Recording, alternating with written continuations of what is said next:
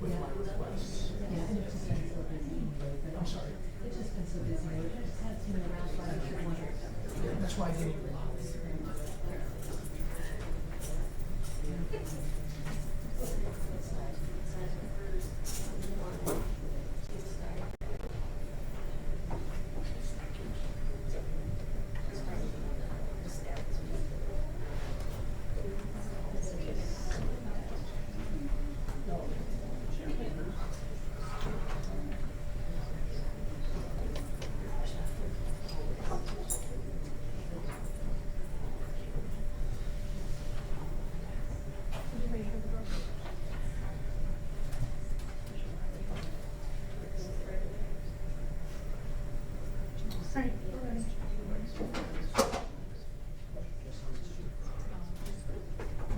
All rise. The District Court of Iowa in Fort Scott County is now in session. The Honorable Judge Whirling presiding. Thank you. Have a seat, please. Do I need that? No. You want that? That's fine.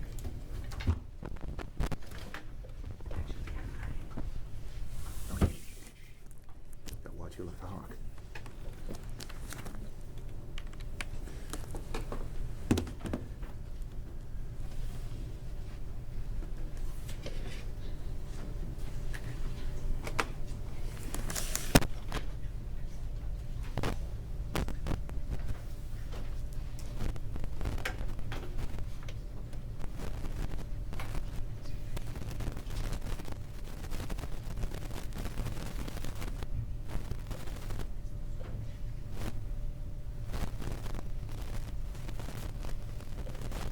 Ron, maybe you coach a little bit. Me.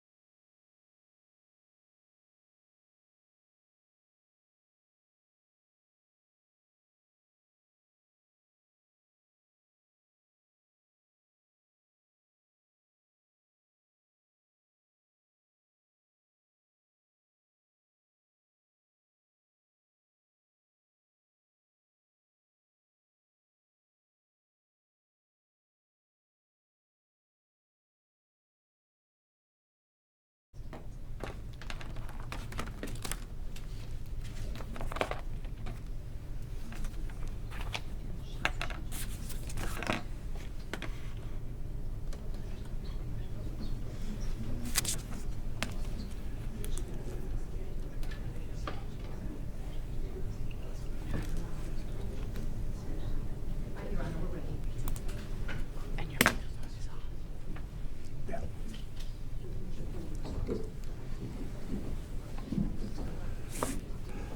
We are in court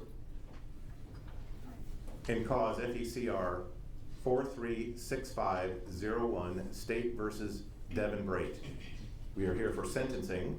Mr. Braet is personally present with his attorney, Ms. Amy Keats. The state is represented by Scott County Attorney, Ms. Kelly Cunningham. Ladies and gentlemen, this is a sentencing on a Class A murder amongst other charges. I do want to admonish the persons in attendance that at no time during this proceeding is it allowed for anyone to make any audible or visual statement of any kind, hold up signs, applaud or boo or anything. We must maintain decorum throughout this proceeding. Anyone who violates the rules of decorum can be held in contempt. So I ask you please to remain respectful throughout the proceeding.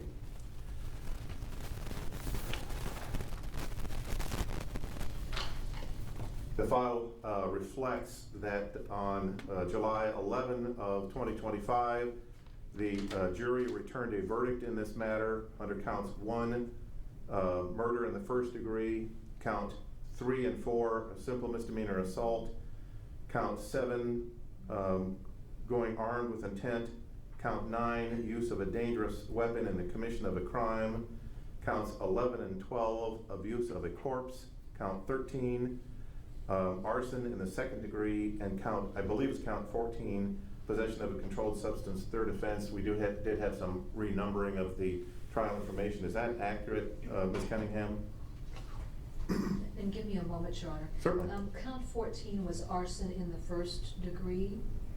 So we've got abuse of a corpse for count 12 and count 13.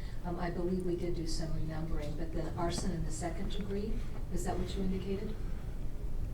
No, I think we're off. Let me just look here again. Okay. I have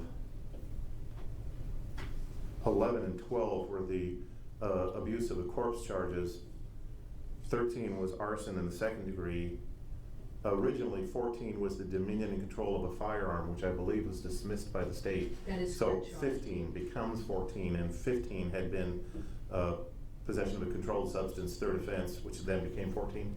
Okay, that is correct, All Your right, Honor. thank you.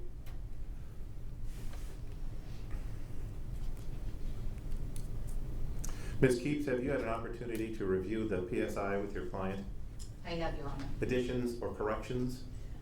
Your Honor, on page, the bottom of page 3 gives the convictions.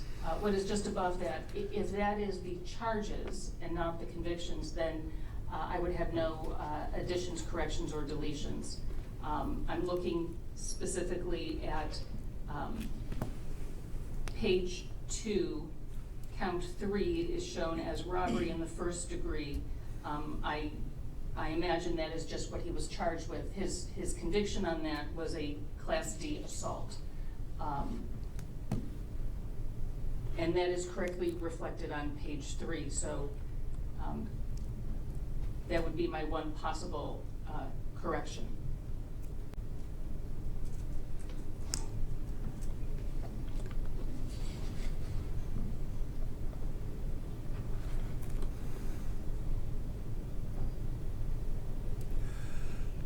Counsel, if you look at the verdict that was filed, I believe, and correct me if I'm wrong, that he was convicted under counts 3 and 4 of a simple misdemeanor assault. Am I mistaken? Your Honor, I am not able to pull that up at the moment. I believe the court is correct, though. Ms. Cunningham, do you believe that it's a simple? Yes, Your Honor, Right. it is a simple misdemeanor. Right, thank you. Just to be sure, I don't want to overstate the charges. Thank you. Any other issues with the PSI? No, Your Honor. Any additions or corrections to the PSI from the state? No, Your Honor, not from the state. Are there any motions pending or any reason why sentencing cannot occur at this time, Ms. Keeps? No, Your Honor. What is the state's recommendation regarding sentencing? Your Honor, recognizing that relative to the verdicts returned to the jury, when they received the jury instructions, there had been some renumbering that had occurred for the various offenses. And that was predicated on a couple of different issues. The state had previously tried Mr. Braet for felon in possession of a firearm prior to this trial. That arose from the takedown that was conducted by the Davenport Police Department at the Quick Star up by Menards. And so with that conviction, the state indicated that it would withdraw this felon in possession of firearm charge. The other issues too that would have resulted in a renumbering. In this trial information, both Ms. Blake and Mr. Braet were charged as co-defendants. So what would have been the original count 15, that would have been a possession of a Schedule II controlled substance, second or subsequent offense. That applied to Ms. Blake for purposes of this record, and of course the parties recognize this. When the trial initially started, it ended up resulting in a severance. And so given that she was found guilty in her trial, that was the other reason why we have a renumbering for counts. So I just state that for purposes of the record because presumably there will be an appeal, as there always is in these particular cases. And we just have that opener on the sentencing record so that then the parties are aware of that, and then they can understand the recommendations that are being made and how they correlate with the various offenses. So as to count 1, the jury returned the verdict of guilty to murder in the first degree. The state recommends that Mr. Braet be committed to the Director of Adult Corrections for the indeterminate term, well, not the indeterminate term, for life. This is a Class A felony, and it is not one that is subject to any type of parole. It is a conviction for life, and that would apply to the victim, Brian Goodwin. As to count 3, the jury found Mr. Braet guilty of the lesser included offense of assault under robbery in the 1st degree, and that would involve the victim, Brian Goodwin. The state recommends that he be sentenced for a period of 30 days incarceration, and I believe that there is the fine of $105 that goes to that. As to count 5, the original charge being assault while participating in a felony causing serious injury, and the jury came back with the charge of assault for Brian Goodwin. Again, the state recommends that he be committed for a period of 30 days and the fine of $105. As to count 7, and that would be the renumbered count 7 that went to the jury, that would be the charge of going armed with intent. He is an habitual offender. The state did set forth the habitual offender sentencing enhancement on the trial information, and then he did acknowledge that he was an habitual offender. The state recommends that he be committed to the Director of Adult Corrections for the indeterminate term not to exceed 15 years. Obviously, as a habitual offender, and I just speak to this, as a legal issue, because with him being sentenced to life in prison, it really is of no import, but he would be required to serve a minimum of 3 years. That would be subject to good time if he, before he could be paroled on that particular issue. Going to count 9, and that would be the use of a dangerous weapon in the commission of a crime. Again, that goes to the victim, Brian Goodwin. That is an aggravated misdemeanor. The state recommends that it be committed to the Director of Adult Corrections for the indeterminate term not to exceed 2 years. There is the fine of $855 that applies to that as well. As to count 11, abuse of a corpse. That was a Class C felony that was charged as an habitual offender, so the state recommends that he be committed to the Director of Adult Corrections for the indeterminate term not to exceed 15 years, and again, since he's being sentenced as an habitual offender, no fine would apply to that. As to the renumbered count 12, abuse of a corpse, the Class C felony is an habitual offender, and this would involve the victim, Amy Smith. Again, the state recommends that he be committed to the Director of Adult Corrections for the indeterminate term not to exceed 15 years, with no fine being imposed since he's being sentenced as an habitual offender. As to count 13, the finding of guilt on arson in the 2nd degree, the state recommends that he be committed to the Director of Adult Corrections for the indeterminate term not to exceed 10 years. This was originally charged as arson in the 1st degree. Since it was originally a Class B felony, there was no claim for an habitual offender enhancement to that. And so then the state would recommend the fine of $1,370 on that. And then going to the renumbered count of possession of a Schedule II controlled substance, 3rd or subsequent offense involving methamphetamine, that would make it the Class D felony. And again, the state recommends that he be committed to the Director of Adult Corrections for an indeterminate term not to exceed 15 years. And again, because he's being sentenced as an habitual offender, there would be no sentence that would, or no fine that would apply to that. As to all of these counts, the state is recommending consecutive sentencing. When it comes to the recommendation of consecutive sentencing, the state certainly recognizes that he's going to be spending the rest of his life in prison. But the nature of the offense that was committed and the impact that this crime had on the family of Brian Goodwin, but even the impact that this behavior of the defendant had on the family of Amy Smith and the community is one that is significant. The conduct was very egregious, and so this really is one of those circumstances that the state believes that consecutive sentencing is appropriate because it addresses the gravity of the crimes that were committed and how horrific those crimes were.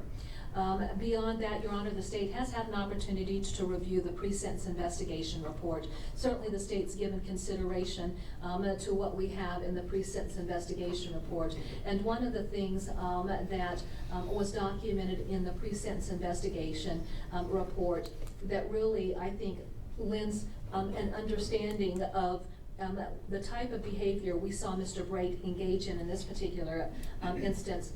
This young man has a criminal history going back to 2001 and starting with arson in the second degree and criminal trespass. And so then if you stop and you look at his juvenile history, we've got possession of alcohol, disorderly conduct, but we've got an animal torture case, we've got burglaries, we've got a number of different offenses leading from his juvenile years even into his adult years involving assaultive behavior. I mean, I could go through and I could recount everything, but I mean, there is that history of just a lack of regard for the rights of others and an ongoing history of engaging in abusive behavior of individuals, as well as the combination of his involvement with controlled substances, which was certainly a factor that was talked about in this particular case. And then when we get to December of 2011, we had the federal prosecution of Mr. Braet, where he had pled guilty and he was sentenced to conspiracy to distribute at least 28 grams of a mixture and substance containing cocaine base and a quantity of heroin. And then even after that, following his release from federal prison and then being on probation, we've got the firearm possessions, and then shortly thereafter we've got the commission of these particular offenses. So with that being said, the state believes that looking at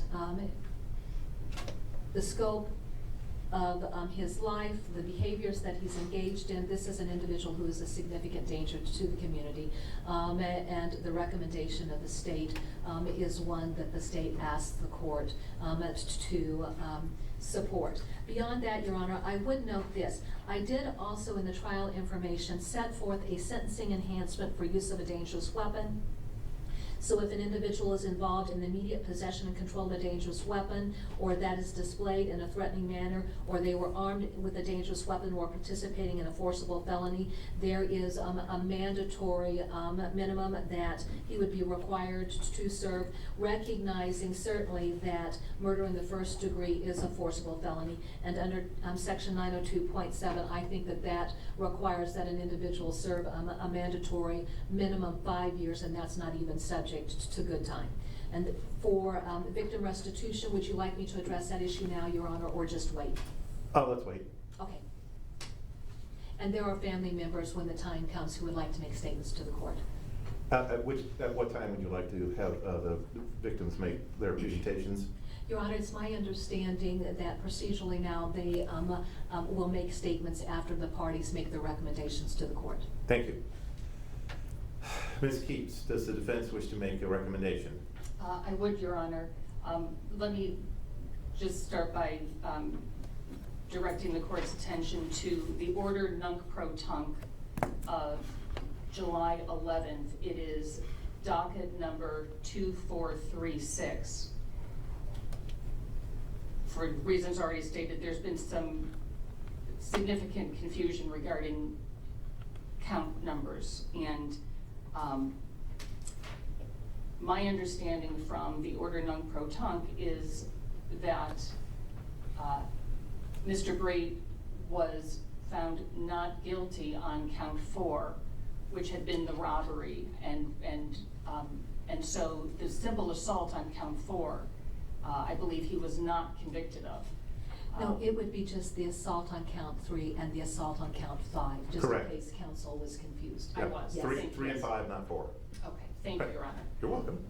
Your Honor, we would ask for the minimum fines. We would ask that all of these counts run concurrent to each other.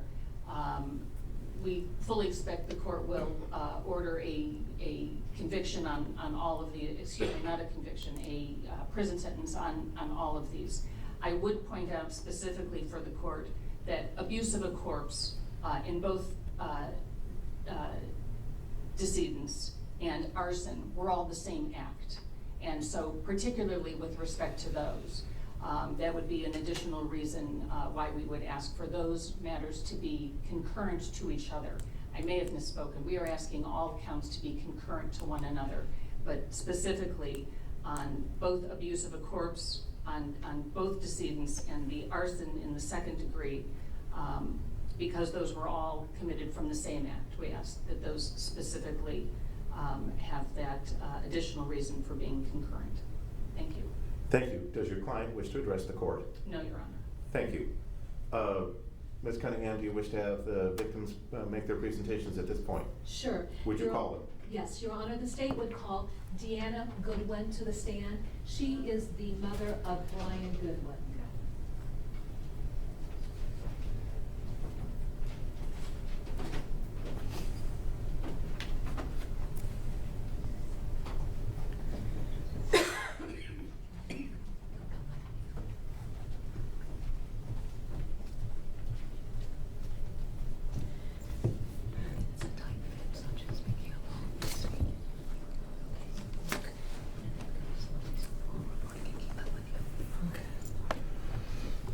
Ms. Goodwin, would you please state and spell your first name for the record? Deanna, D-E-A-N-N-A. My last name is Gott, G-O-T-T. Thank you for that correction. Ma'am, I see you have a prepared statement. If you wish to read from the statement, you're perfectly welcome to do so. However, my court reporter has to take down what you say, and I know this is extremely emotional, so I'm going to ask you please take a deep breath and read slowly. Okay. When you're ready, ma'am, thank you. Ms. Cunningham, unless you had some other statement you wish to make before the statement? No, Your Honor. Thank you. Ma'am, when you are ready. I had the privilege of calling Brian my son since he was 7 years old. Our family consisted of mine, yours, and ours. Brian was the oldest brother. A few years after his father and I divorced, our bond became stronger than ever. Brian and his family made our family whole. This was and is our family.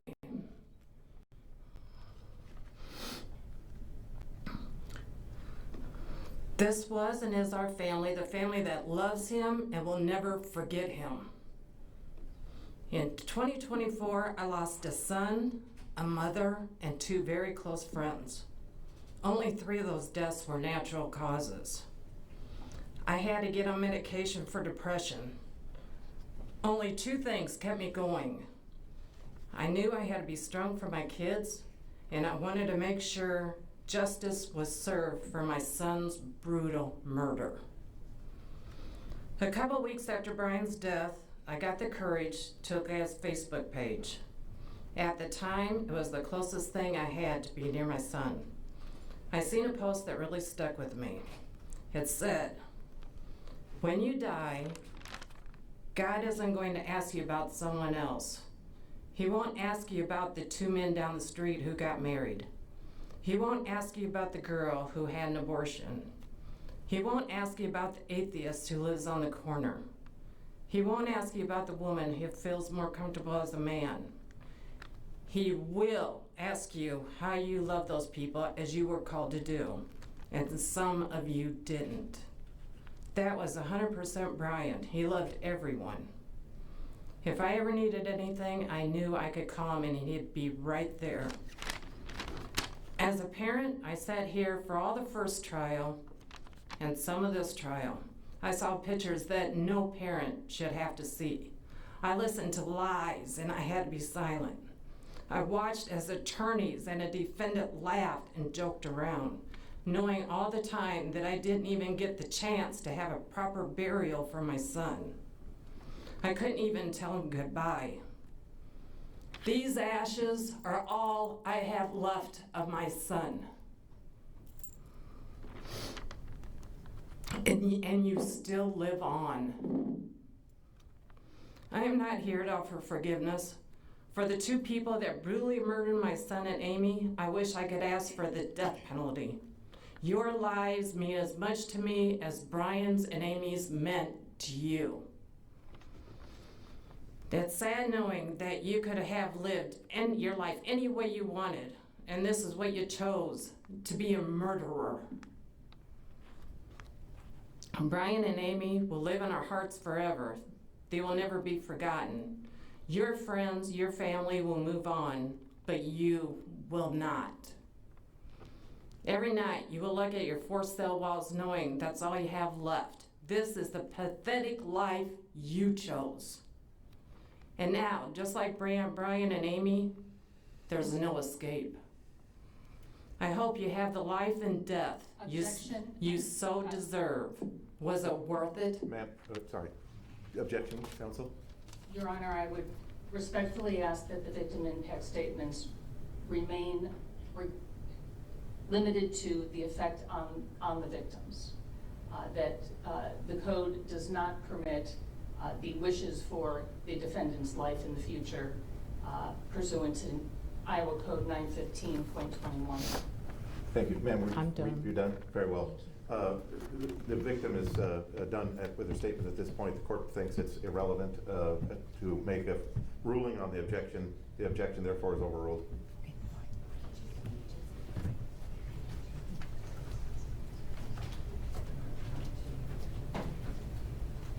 Your Honor, the state calls Destiny Martini, Brian's sister, to the stand.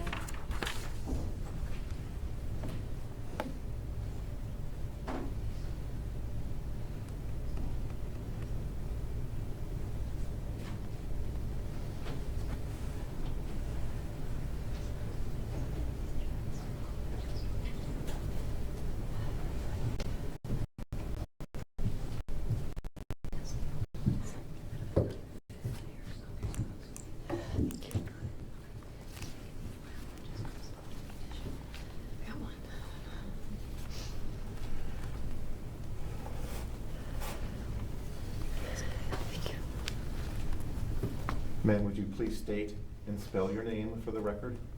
Destiny, D-E-S-T-I-N-I. You want my last name? Please. Martini, M-A-R-T-I-N-I-E. Ma'am, likewise, I see that you have what I believe to be a prepared statement, which is fine. Again, I'm going to ask you to please take a deep breath. This is very difficult, I understand. And please give your statement slowly. If you're going to read, read slowly. Thank you, ma'am. When you're ready, go ahead. I've avoided speaking out and being present for any part of this trial for many reasons. Watching Adriana's sentencing was excruciating, and I knew that I had to be here to speak Brian's truth. Brian was a brother, a husband, a father, an uncle, a son, a grandfather. He was a best friend to many people, but those people weren't like you and that trash co-defendant of yours. Brian's only flaw was that he would help anyone in need. Unfortunately, his kind heart led him to help two monsters. This entire trial was based around my brother and his involvement with drugs. Objection. Your Honor, I would ask that the victim impact statement recite the impact to the victim, and I apologize for interrupting, but not to characterize Do you the apologize? defendant. So, hold on. Finish your objection. Not to characterize the defendant or express wishes for his future.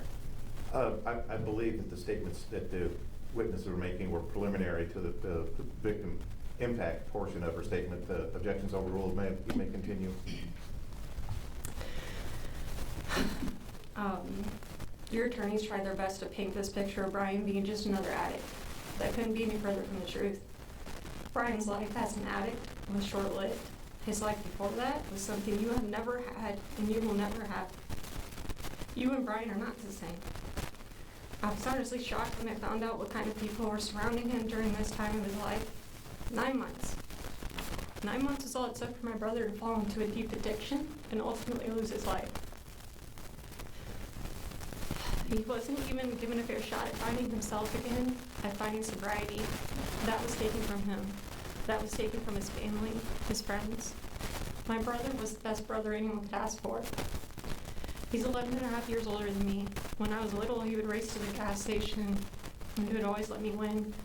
He would play games with me, carry me around the house inside of a blanket, and act like he was going to flush me down the toilet. He protected me. If anyone was mistreating me, I ran to Brian. He always took care of it. When I was scared at night, I'd run into his room, After high school, I was in an abusive relationship. When he found out, it took a lot to talk him out of putting himself in a bad situation. If I had problems with my car, call Brian. I don't live near here anymore, but if I called him to do something for our mom, he never hesitated. He went to 2 stores while he was sick to find her a cake that I wanted to get her. He was always there. Over the last few years of his life, I talked to Brian frequently. We were both going through things and leaned heavily on each other. I was 3 hours away, but he was always just a phone call away. We would spend hours on the phone at times talking about life, the past, the present, the future. He gave me advice that nobody else can replace. He gave me comfort that nobody can duplicate. He was my rock. We were so much alike in so many ways. I would often call him and just ask if he liked a certain food that I didn't, and sure enough, he didn't either. Even the popular things like QC pizza and cornbread. I had 3 people I could always count on. My mom, my grandma, and Brian. Brian's addiction isn't my story to tell, but I can tell you that wasn't even a fraction of his life. He was married to a wonderful woman, raised 3 amazing boys that he had custody of, and had a great job with the county. He had every opportunity to turn out like our father, and he didn't. All this to say, just because someone has a perfect life and everything in the world going for them, that doesn't mean that one mistake cannot lead to the hole that addiction can have. I knew Brian had struggled. He came to my house to detox about a year or so before his murder. He wanted to get clean. At the time, meth was not in the picture. He had a lot of changes happening and the hurt of losing our father. When he stopped answering my calls and calling me, I honestly thought it had to do with his girlfriend. I had no idea that he was struggling the way that he was. On August 17th, he told me that his life had went to hell. I truly believed he was talking about his relationship and his marriage. For the rest of my life, I'll have to live with regret that I didn't reach out to him and find out what was really going on. My brother was suffering, and I didn't even know. I passed by his house a few times when I was visiting my mom and considered stopping, and I never did. I feel like I failed him in ways that he would have never failed me. At the same time, his lack of communication was likely another attempt at protecting me from his situation and from people like you. You are a vile human. To walk into someone's home with some little girl and try to take over, what was your goal in all of this? What other outcome did you think was going to happen? Why was Amy and Brian's life worth taking? They were innocent people, humans. They are loved. Brian opened up his home to you both. How could someone like that be a target to be murdered? I will never understand people like you and Adriana. To think that if someone lives or dies, that was not for you to decide. Their lives were not for you to take. Brian and Amy had the chance of finding themselves again. They had reasons to live. They had reasons to find sobriety again. Their lives were not meant to be over. I need my big brother. You took a part of me that day that I will never get back. And you couldn't just take their lives. You had to destroy their bodies. I had to sit in a pew at his funeral, stare at a box and a picture. I don't even know how my mom was able to watch Adriana's trial or how Sally could sit through both trials. I got a glimpse of my brother's charred body from a live video of the trial and I lost it. That was not supposed to be how his life ended. You couldn't just stop at taking his life. But you took our ability to get closure. You took my last goodbye. Even that little degenerate girl took everything from us. His possessions are gone. His body is gone. His life is gone. All I have left of Brian is a teddy bear that he gave me when I was little, a bag of ashes, some pictures and memories. You had nothing but time to think about what you were about to do to Amy and Brian. Even after Amy's killing, you had plenty of time to think and realize what you did was wrong. Yet you still chose to take my brother from me. Now you'll have nothing but time to think about what you did as you sit in a cell and rot for the rest of your life. Here's my wish for you and for that Dakota defendant of yours. I hope that you both live very long, miserable lives. I hope you meet your match in prison. I hope you were tortured and you have to Objection. live through it. Counsel? Same objection, Your Honor. The court understands the objection, and the court will take into consideration the statutory requirements for victim impact statements in its sentencing in this matter. The victim can continue. Go ahead, ma'am. Day in and day out, the thing about people like you, people start to forget you even exist. You're locked away, sitting in a cell, rotting. The news will stop covering the story. Your friends will stop writing and calling you. Family will start making excuses on why they don't visit, or maybe they won't visit at all. However, Amy and Brian will never be forgotten. They will be remembered forever. They were and will continue to be loved. You and Adriana will be forgotten. Your names will never be spoken from the outside of those cell walls again.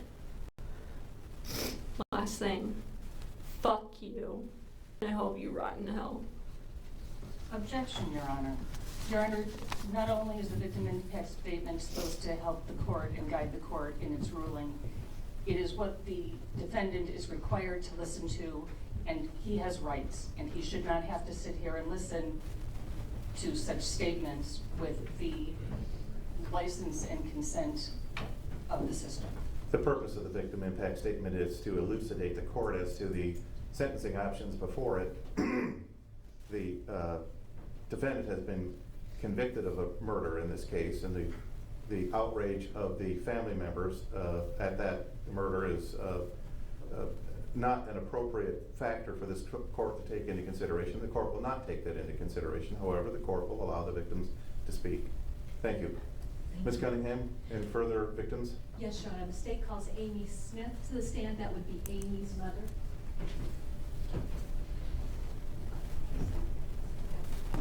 Oh, I'm sorry, Sally. Sally Smith, I'm sorry. Thank you. Amy Smith's mother, thank you.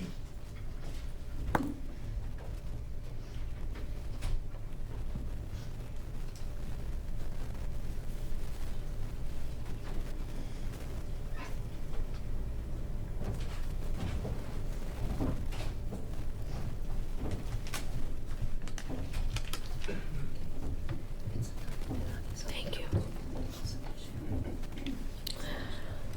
Yeah, probably I will. Would you please the box over, counsel? Thank you. Okay. Ms. Smith, when you are ready, speak slowly, please. Okay. I thought I would have more time. I miss her. She was a beautiful person and she loved fiercely. She was a daughter, sister, niece, and most importantly, a mother. Her daughter is here with me. Her name's Violet. She's 14. She wants her mom. But you took her. You just took her. Why? I don't get it. I know that I'm supposed to just speak on the abuse of a corpse because you were not convicted of her murder, but I just don't understand how any person can do such a thing. She was a great friend. She put others first. She was generous. She would give you her last dollar if you needed it. I saw what you did to her. She's so evil. Pictures I had to look at, no mother should ever have to see. How could they? If I could talk to her one more time, I would tell her how much I love her. And I hope she knew that. See, I didn't see my daughter for several years because of her addictions, but I had faith that she would get clean and we would reconnect with her kids, her sisters. We all miss her so much. And Violet, she's got a lot of anxiety. She doesn't like to leave the house. In fact, I got her here today, but she basically stays in the house all the time. She She's not even going to school. She's doing online school because she just doesn't like to go out. She's afraid.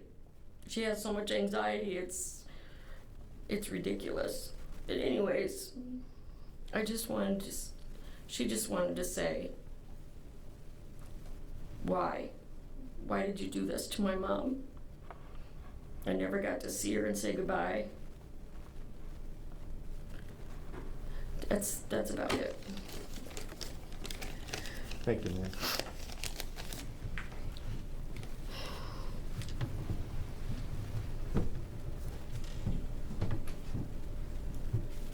And Your Honor, the last individual will be Sarah Womack, and that is Amy Smith's sister.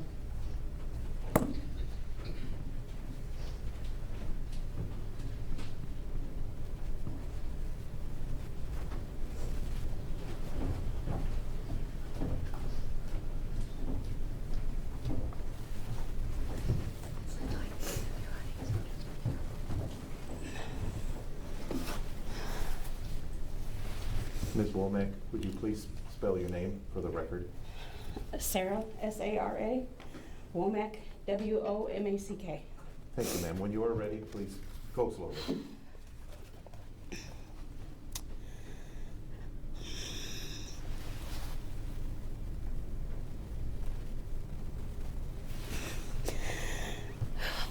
The loss of my sister has left our family in a state of devastation that words cannot fully capture.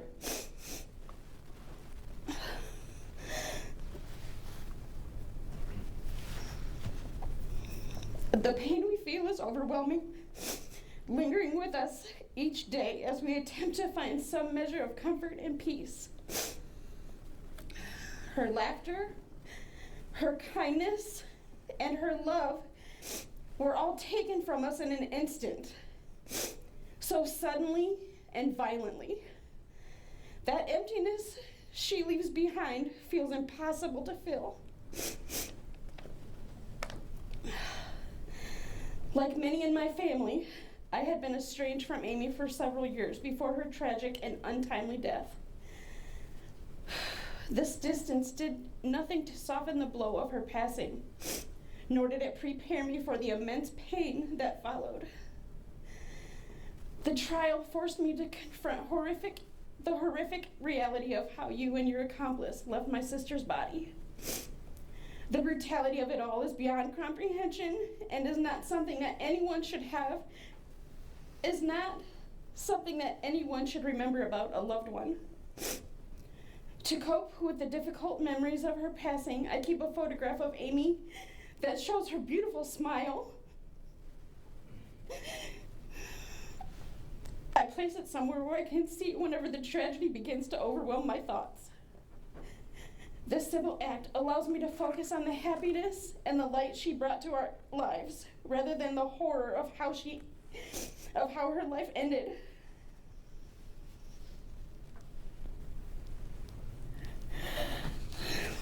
I make a conscious choice to remember Amy as she was before her life took a difficult turn. Throughout this ordeal, it seems that the only thing anyone has wanted to talk about is her struggle with addiction. But our family knew and cherished a very different person than the one described throughout the trial.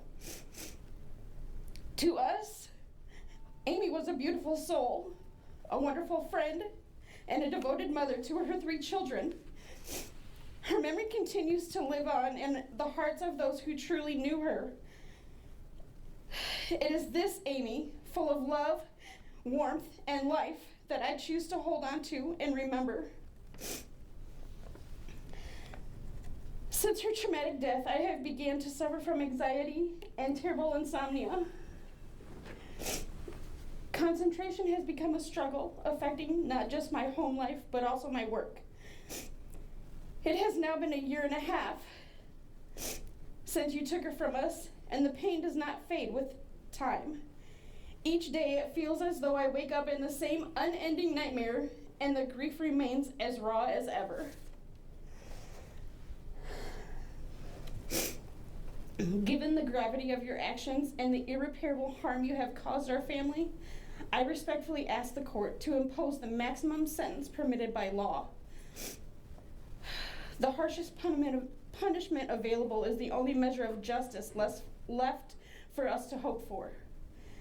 Even so, it cannot truly balance the loss we have suffered, as it still allows you to continue living. Your attempt to evade justice by fleeing was rewarded by the diligence of the Devon Police Department. And now a prison cell measuring 6 by 8 feet will be your reality for the rest of your life. This is the consequence you must face for your actions. Thank you, ma'am.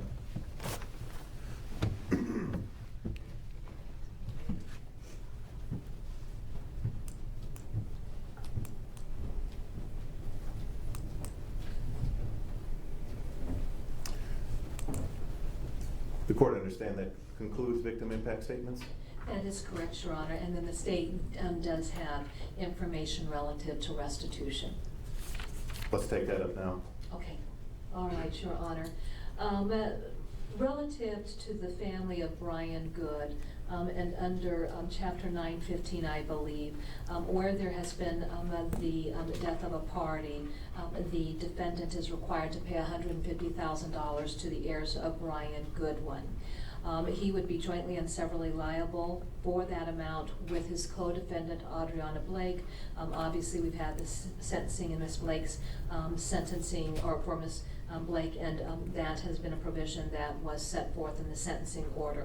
As for the heirs of Brian Goodwin, that figure then would involve a distribution to the following individuals: Sarah Goodwin in the amount of $75,000, Bryson Bryson Tigges, Tigges in the amount of $25,000, Seth Goodwin in the amount of $25,000, and Caleb Goodwin in the amount of $25,000.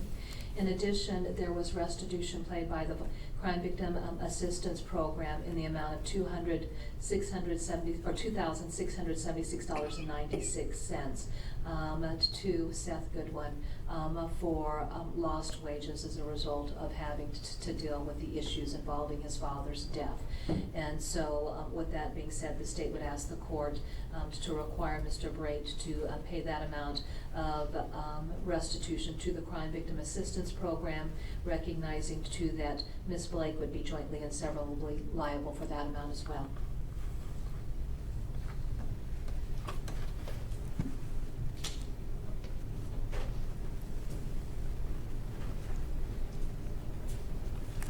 Does the defense wish to be heard as to restitution?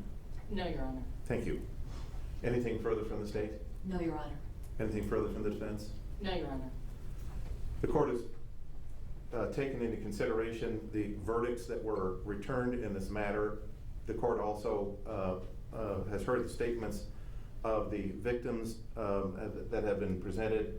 The court specifically comment that the court is not influenced in its decision regarding the sentence as to statements of vengeance or outrage from the victims. Their statements as to personal loss and the depth of the personal loss are deeply moving to the court, and the court does take those into consideration in its sentencing.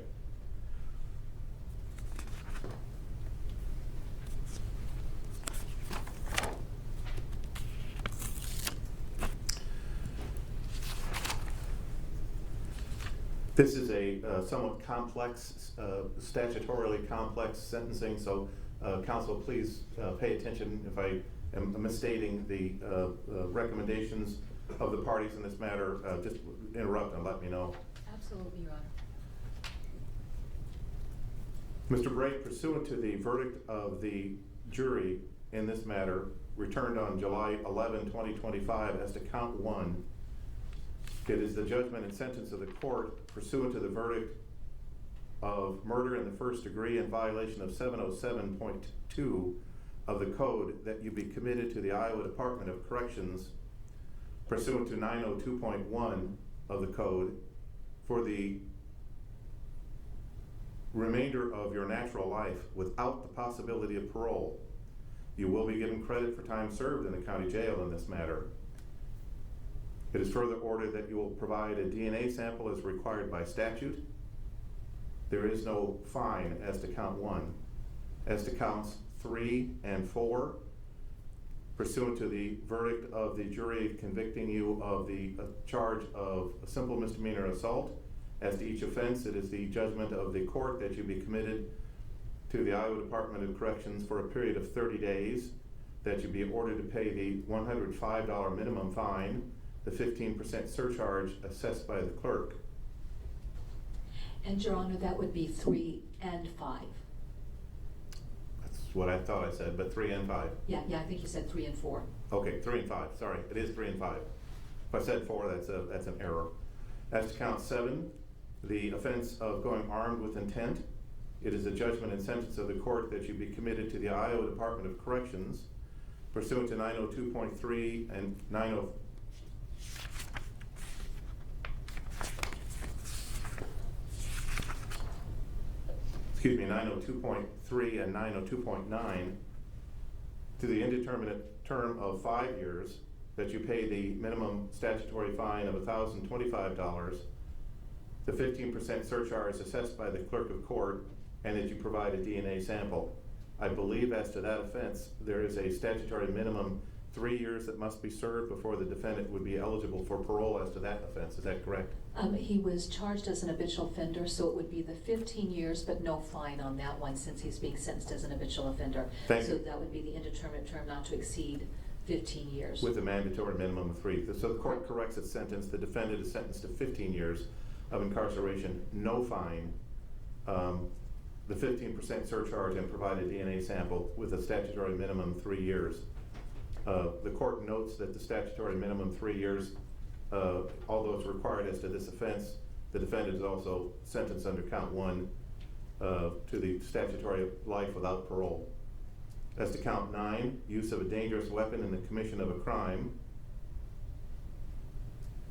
it is the judgment and sentence of the court that the defendant be sentenced to a term of incarceration of 2 years, that he pay the $855 fine, the 15% surcharge, and provide a DNA sample. Is there a 5-year minimum as to that offense, counsel? It's the aggravated misdemeanor, Your Honor, so that would not apply. Thank you. As to counts 11 and 12, the offense of abuse of a corpse, And the habitual offender was charged with respect to both of those offenses, Your Honor. it is the judgment and sentence of the court that the defendant be sentenced to serve a term of incarceration of 15 years as to each offense, with a mandatory minimum of 3 before he is eligible for parole. There is no fine. The defendant is ordered to provide a DNA sample, and the 15% surcharge is assessed by the clerk. As to count 13, arson in the 2nd degree, it is the judgment and sentence of the court. That was not habitual, is that correct, counsel? Right, because it was originally the Class B felony, so that the state did not have the language for the habitual offender on that one, Your Honor. It is a judgment and sentence of the court that defendant be sentenced to serve a term of incarceration of 10 years, pay the minimum $1,370 fine, the 15% surcharge assessed by the clerk, and provide a DNA sample. Finally, as to count 14, possession of a controlled substance, 3rd offense, a Class D felony as an habitual offender. Again, it is ordered that the defendant serve a term of incarceration of 15 years, pay the 15% surcharge assessed by the clerk of court, provide a DNA sample, and no fine is required in this matter. Further, the defendant will serve a mandatory minimum, must serve a mandatory minimum 3 years before he is eligible for parole as to that charge. As to the sentencings for these counts 1, 3, 5, 7, 9, 11, and 12, 13, and 14, as the court correctly entered the sentence from the attitude of the state? Yes, you have, Your Honor. And then also there's the enhancement for use of a dangerous weapon under 902.7 that requires the imposition of the mandatory 5, and that's a hard 5 that would apply to the forcible felony.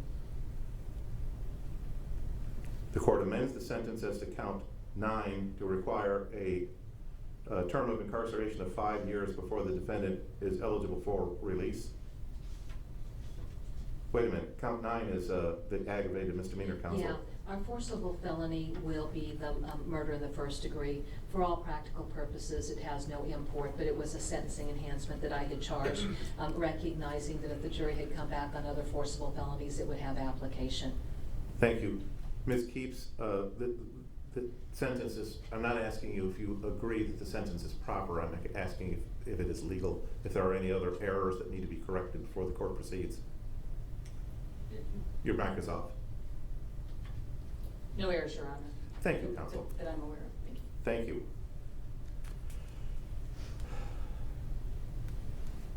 As to each of these counts, 1, 3, 5, 7, 9, 11, 12, 13, and 14, the sentences are imposed based on the recommendation of the PSI author in order to protect the public, based on also the seriousness of the offenses charged.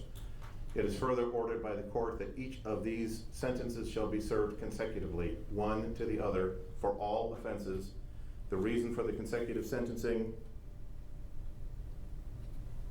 thank you. The reason for the sentencing, the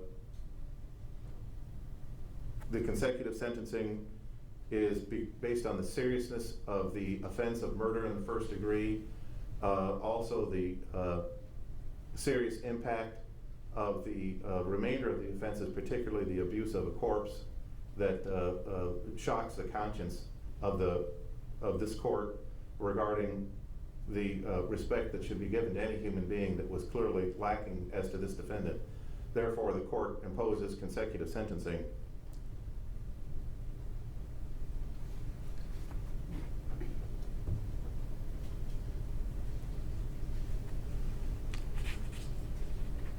Ms. Cunningham, I just want to be sure as to the possession of a controlled substance offense, the final offense for which the defendant was charged. My notes indicate that that was count 14 in the trial information. Was it 14 or 15? It was actually 16, but with the state withdrawing the felon in possession of firearm, and since count 15 applied to Adriana Blake for possession of a Schedule II controlled substance, when it was renumbered, it went to the jury as count 14. Ms. Keeps, do you agree? Your mic's off. Sorry? Your Honor, if there's a particular docket entry, I could take a look at the renumbered, but I agree with the substance of the charges, yes. Thank you.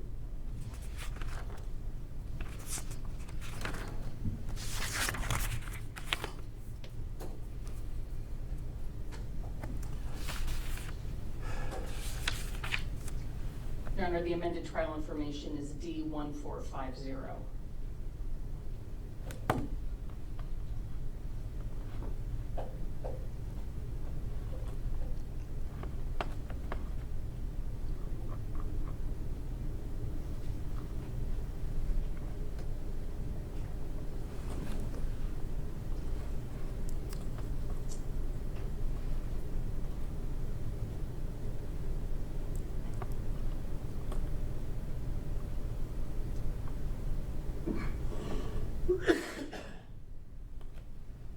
And there may be another one.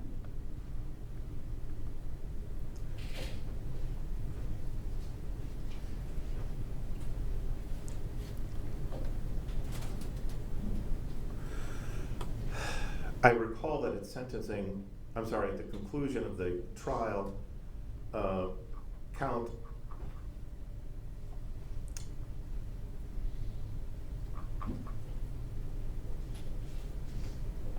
$15, which was the possession of possession of a firearm as a felon, was dismissed at the motion of the state. Does that comport with the defense's recollection? It does, Your Honor. All right. For purposes of the clarity of the record, count 16 in the amended trial information referenced by the defense is treated as count 14 for purposes of sentencing, just for clarity purposes. I think that's the best we can do at this stage. All right. Pursuant to Iowa Code Section 910.3b, because the defendant was convicted of a felony that resulted in the death of another person, You are hereby ordered to pay victim restitution in the amount of $150,000 to the victim in this matter. As indicated by the state, that $150,000 will be divided as follows: to Sarah Goodwin, $75,000, to Bryson Tigas, $25,000, to Seth Goodwin, $25,000, and to Caleb Goodwin, $25,000. Further, that the defendant will pay victim restitution to the Crime Victim Assistance Program in the amount of $2,676.96. And Ms. Keeps, I apologize, I should have asked you first if the defense agrees to those amounts and sums to be paid in this matter, or do we need to set that for a further hearing? No objection, Your Honor. Thank you, counsel. The defendant has been ordered to pay the minimum statutory fines as to the various offenses herein. The court waives the payment of all of those fines for the reason that that will allow any payments that the defendant makes to be paid to victim restitution rather than to fines. So the payments will go to the victim restitution as indicated. It is for. Oh, I'm sorry, I would note that we had initially put in a restitution order, but we made corrections to it. So we just submitted a restitution order that sets that forth for the court just to review and approve. Very well. Thank you. It is further ordered that defense counsel shall file a notice of appeal within 30 days of today's date. Upon the filing of the notice, defense counsel is released from representation herein, and the Iowa Appellate Defender's Office is appointed to represent the defendant. Due to the indigency of the defendant, it is ordered that a transcript of all proceedings in this matter be made available to defense counsel at the expense of the state of Iowa.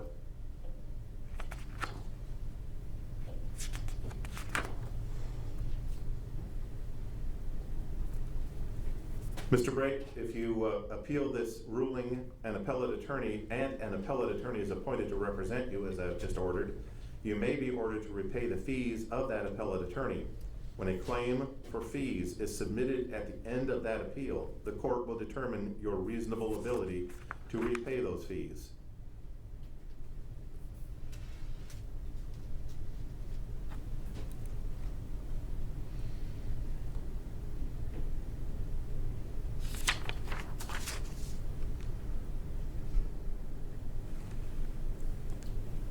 Because the defendant was convicted of a forcible felony, there is no appeal bond.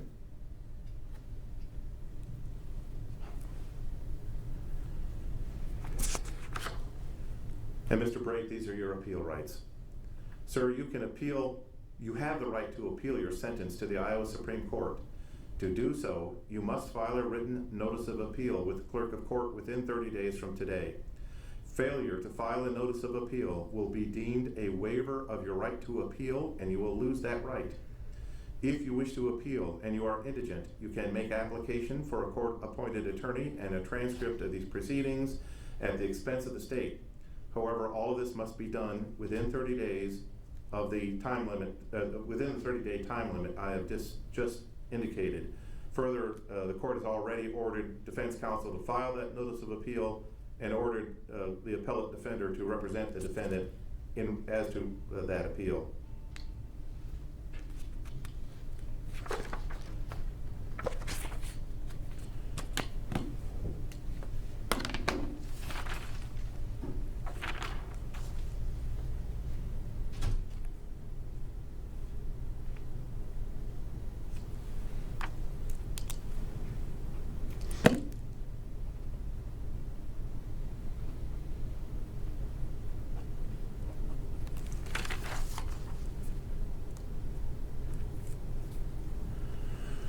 Lastly, due to the defendant's incarceration, as to Category B restitution for the costs of this action, the court finds that the defendant is not reasonably able to pay the costs of the action.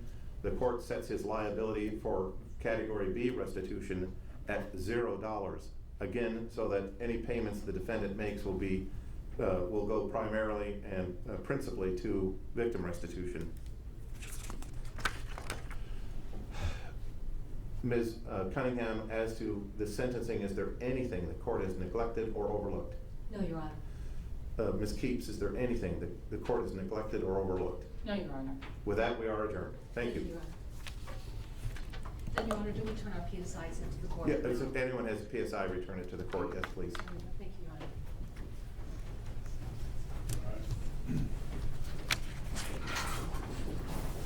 Thank you. Is this your microphone? Just want to make sure you don't leave it.